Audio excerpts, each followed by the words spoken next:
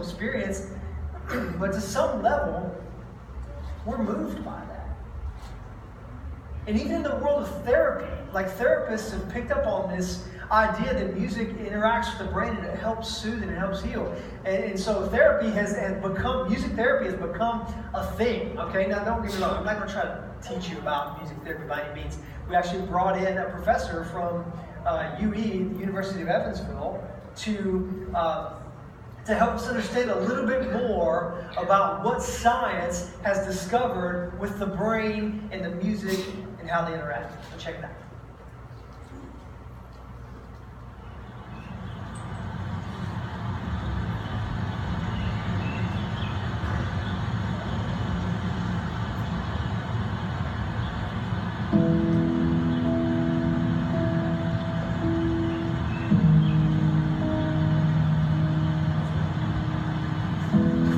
Music therapy is the use of music to work on non-musical goals. So I use music to work on speech, communication, language development, those types of things. We work on emotions and how to cope with your emotions.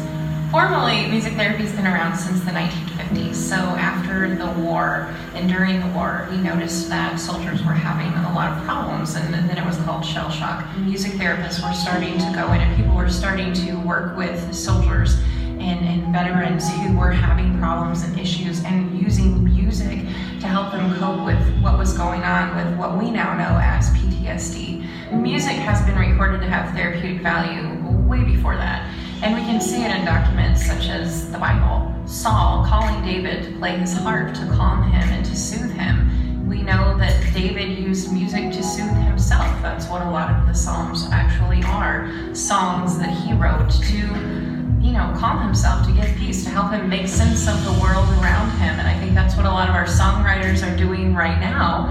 Music can be a safe place where we feel comfortable because of that predictability. You may like rock and roll, so I'm going to do a lot of rock and roll. Someone else might like rap, so I'm going to rap. So we may be rapping, but really what I'm working on is decision making, letting you have some independence and creativity. I'm working on speech. We all know when a song's getting ready to end. We know when it's climbing and getting to a high point. We know there's so much structure involved in music. So if I can use that structure of just the framework of music, and I can use the rhythm, which is also structure in addition, help you get ready for, okay, it's coming, it's coming, it's coming, here's your word, and go. There's a lot of research that shows what we're doing, and I think one of the coolest things is that music activates both hemispheres of your brain at the same time. If you think about Gabby Giffords, she was shot on a political campaign. Where they shot was her speech and language center. That part of her brain was damaged. So when she came to and was conscious again, there was little to no speech communication. And at that time, whenever she was first awake, there was no meaningful communication that was happening. You ready? This little light of mine, I'm gonna let it shine. She actually attributes her progress in developing speech again to her music therapist. And music can do that, and it can actually rewire, and it can train new parts of your brain to do new things. Well, we do know there's something called entrainment. So your body entrains to music. When you're walking into church and there's maybe some music playing in the background, or you're at the mall and there's music coming out of one of those stores, involuntarily, you're gonna start walking to the beat of the music that you hear. It can also affect your heart rate, and it can affect your respiratory rate. So we do know those things. There's music I've heard at funerals that someone's played at their wedding. We all have those experiences. Music has this way of taking us back to places where we were in time. I was in Germany, and I was sitting by myself waiting for my group to get back to me. I felt so isolated because I didn't speak the language. I didn't know what anyone was saying. And all of a sudden I heard somebody whistling, and I looked up and I knew the tune. And even though I'm not sure if he spoke English or not, but I felt connected to that person immediately. That's why I think music and music therapy is so amazing, because where words fail, music speaks. And I think that's so true of music therapy, and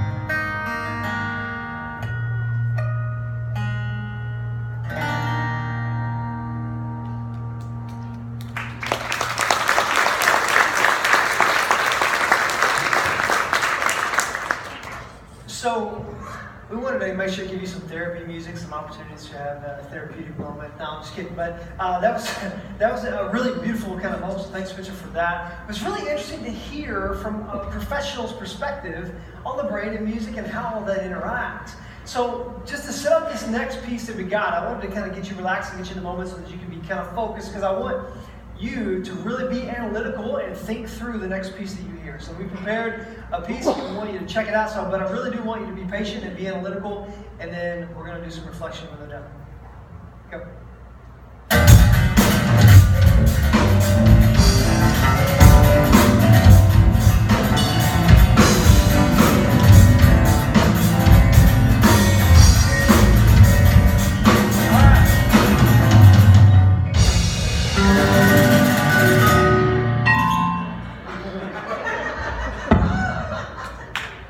Now, the question is, what was wrong with that? Right there. That's one question that we're going to ask. You know, what's interesting is that when it comes to people that... So first of all, how many people would raise their hand and say, yes, I am tone deaf? How many would raise your hand and say that? Anybody? Tone deaf. I don't sing, stuff like that. I'm pretty tone deaf. Okay, nobody? That's cool. Kind of weird. Percentages would say that you're lying. That's cool. It's okay. But what they say about people that are self-proclaimed tone deaf is that what that means is that they can't produce music, right? So they don't sing, they're not going to grab a hold of an instrument and be able to produce musical sound. But even if you're tone deaf, you know that was not good. Right? You know that was just awful. Like it violated all that structure and order that she was just talking about, that violated every one of them. But here's the other question, and really the bigger question, is was that music? Was what you just heard music?